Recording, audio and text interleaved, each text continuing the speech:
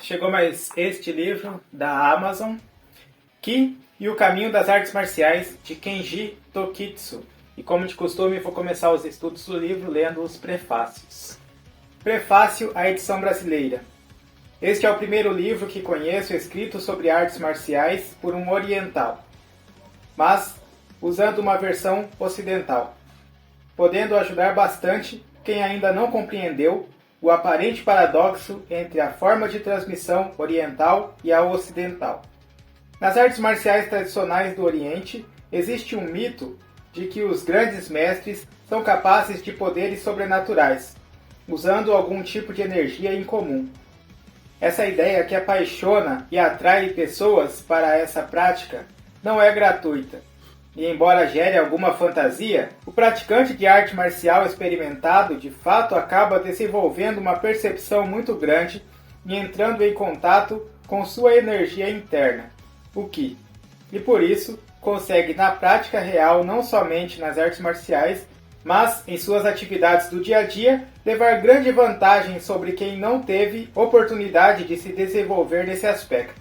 Não é fácil separar a ilusão da realidade na literatura das artes marciais, principalmente quando é escrita por orientais. Quando li este livro, escrito por Kenji Tokitsu, um japonês nato, mas bastante conhecedor do pensamento ocidental, até por possuir um doutorado em sociologia, percebi que poderíamos ter pela primeira vez em português uma obra mais compreensível para os praticantes das artes marciais japonesas, principalmente os que cultivam as artes interiores, como o Aikido, o Tai Chi Chuan, o Qigong, etc. E tratei de colaborar para que ela fosse publicada em nosso idioma, convidando meu aluno de Aikido, Luiz Carlos Sintra, para traduzi-la e contando, mais uma vez, com a ajuda da editora Pensamento, Cultrix, que efetivamente incorporou a ideia de trazer bons livros nesta área para o leitor. Escrevendo em uma linguagem de nosso cotidiano, os parágrafos, à medida que vão sendo lidos, vão nos trazendo conceitos que antes podiam não estar claros, devido à linguagem figurada e à forma de transmissão mais pelo sentimento, usada principalmente pelos mestres orientais, pois eles temem que as palavras ditas de forma racional possam deformar as ideias autênticas. Eles acreditam que se pode captar o verdadeiro significado do Ki sem explicá-lo, mas isso é muito difícil para nós que estamos acostumados a aprender primeiro a teoria e depois passar para a prática. Como professor e praticante de Aikido, por certo, recomendo enfaticamente a leitura desta obra a meus alunos e interessados nesta arte, bem como a todos os praticantes e mestres das artes marciais do Brasil. Dificilmente um praticante de arte marcial vai ler este pequeno livro sem aprender algo importante e que não sabia antes. Wagner Bull, Aikikai, Shihan Sexto Dan, diretor técnico da Confederação Brasileira de Aikido Brasil, Aikikai. Prefácio. Uma faca é feita para cortar. Do mesmo modo, o propósito original da técnica das artes marciais era vencer outra pessoa, machucando-a ou matando-a, independentemente de quaisquer outros objetivos ou justificativas que tenham sido elaborados ao longo do tempo. A técnica das artes marciais foi desenvolvida para que homens pudessem lutar com outros homens. Em nossa sociedade, o combate é muitas vezes disfarçado sob a forma de disciplinas com objetivos educacionais ou utilitários. Se compararmos a técnica de combate à lâmina de uma espada, dependendo do contexto no qual a disciplina será usada, essa lâmina deve receber uma variedade de coberturas protetoras para abrandar a qualidade de corte do seu gume.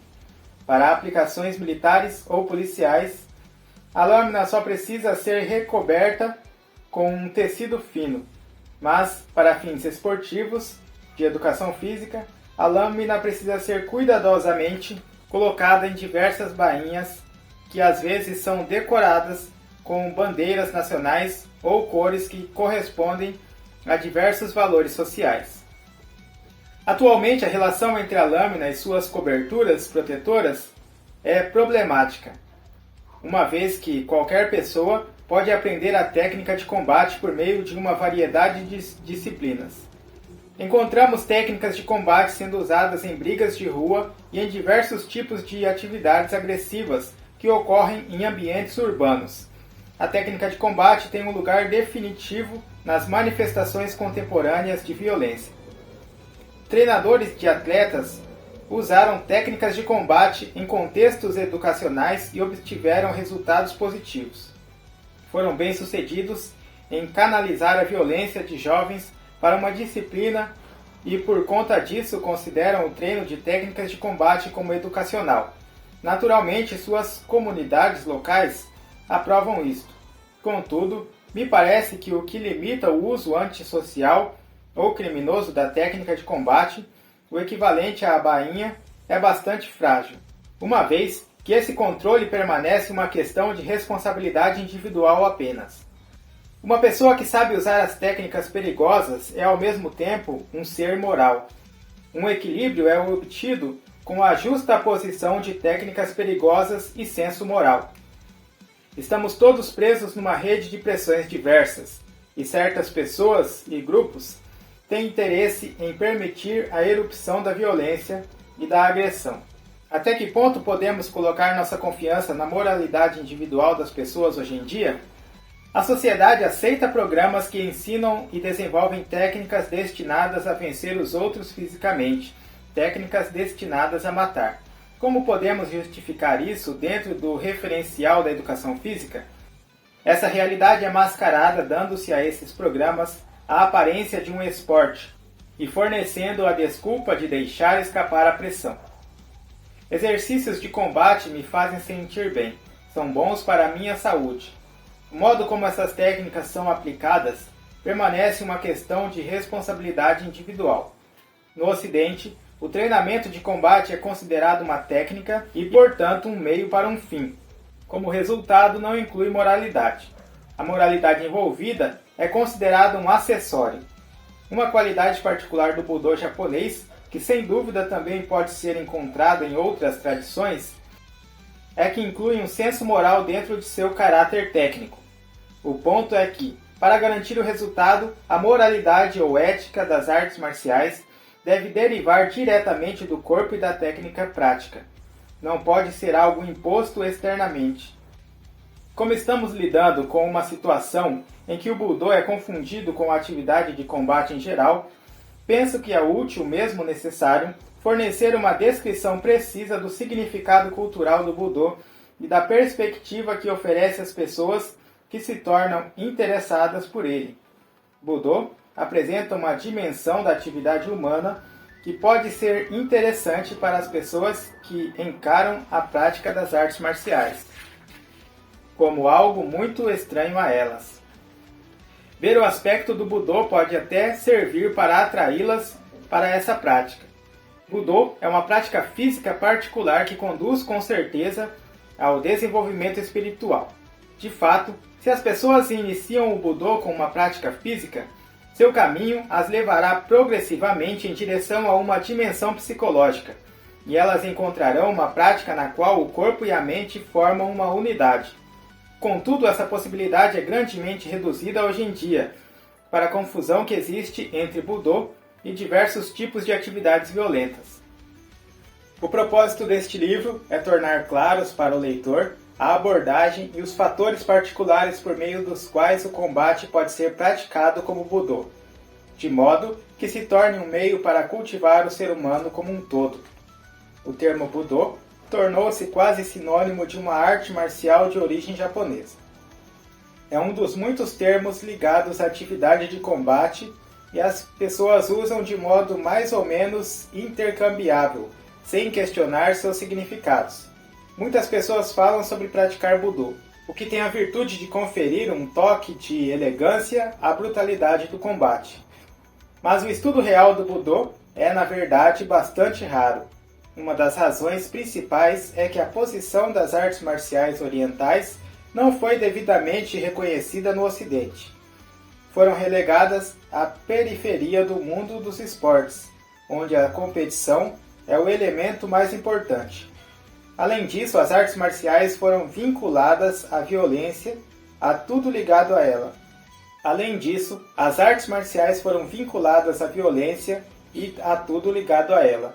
Foram usadas numa variedade de aplicações em espetáculos, como forma de entretenimento, em várias formas de autodefesa, combate militar ou combate do contexto do trabalho policial, e também em brigas de rua. O aspecto utilitário toma precedência no Ocidente. O aspecto utilitário toma precedência no Ocidente, e o estudo das qualidades culturais das artes marciais parece ter sido largamente negligenciado. O teatro, a cerimônia do chá, haiku, bunraku, kabuki e outras disciplinas semelhantes foram desenvolvidas numa sociedade dominada pela espada. Isso implica uma concepção de vida e morte, que é diferente daquela prevalecente em nosso tempo. A sensibilidade desses esforços culturais foi moldada por um povo que vivia num tempo em que a espada desempenhava um papel decisivo. O significado profundo das artes marciais japonesas é inseparável desse contexto cultural. No Japão, a cultura do governo sobrevive hoje na forma manifesta das artes marciais e, de um modo mais geral, subjaz a todo o comportamento do povo japonês.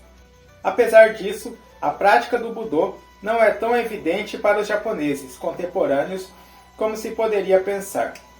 Desde a modernização do Japão, a aparência das cidades japonesas mudou e o modo japonês de vida foi profundamente abalado e transformado de inúmeras formas. O que resta da cultura tradicional está agora profundamente enterrado sob aparências sociais. Por exemplo, até o início do período Meiji, os japoneses caminhavam de modo diferente, permitindo-nos caricaturar as coisas levemente. Podemos dizer que os seguintes estilos típicos eram correntes no fim do período Edo. Um guerreiro caminhava mantendo a mão próxima à espada, enfiada numa faixa na cintura, e dirigia seus movimentos a partir do centro de gravidade de sua barriga. Um mercador andava com passos curtos, com o corpo inclinado para a frente e as mãos apoiadas no alto de seu avental. Um artesão caminhava sem balançar seu corpo ou suas ferramentas e mantinha os joelhos flexíveis. Um agricultor andava com seu corpo inclinado para a frente e as mãos na carga que estava sobre seus ombros. A ética da ordem social feudal reforçou seus padrões físicos e acabou por torná-los elementos físicos de identidade. Assim, os japoneses do período feudal não caminhavam como os japoneses de hoje, com os braços balançando. Esse estilo de caminhar foi introduzido pelos ocidentais e o modo japonês de andar mudou, pois, a partir da época da restauração de 1868, o Japão adotou o sistema educacional ocidental no domínio do conhecimento intelectual e também no da educação física. O poder do Japão moderno estava baseado nesse novo sistema educacional, que se espalhou rapidamente pelo país, juntamente com uma rápida redução da taxa de analfabetismo. O moderno estilo de educação física foi imposto com a ideia de treinar soldados de acordo com o modelo ocidental. Isso alterou profundamente o comportamento físico dos japoneses. Os japoneses continuaram a praticar as artes marciais tradicionais, mas os movimentos físicos usados nessas artes deixaram de ser, como originalmente eram, expressões dos gestos da sua vida diária, porque o padrão do comportamento físico havia mudado. Os objetivos das artes marciais também foram transformados na medida em que essas disciplinas foram adaptadas a um novo sistema de valores. Num certo sentido, os japoneses atuais praticam as artes marciais tradicionais com um corpo treinado para imitar um conjunto de gestos habituais que está em processo de desaparecimento por mais de um século. Inevitavelmente, isso conduziu a uma mudança na qualidade e no caráter dessas artes. Quero enfatizar esse primeiro ponto porque ele é muitas vezes negligenciado quando ocidentais estudam as artes marciais tradicionais japonesas como são transmitidas hoje. eles não têm consciência da extensão em que essas artes marciais foram influenciadas por sua cultura. Teiji Tokitsu nasceu no Japão e começou a estudar artes marciais quando criança. Ele ensina karatê em Paris desde 1971 e em 1984 fundou a escola Shaolin Mon, onde transmite uma síntese das artes de combate originais do Japão e China. Tokitsu é também doutor em sociologia.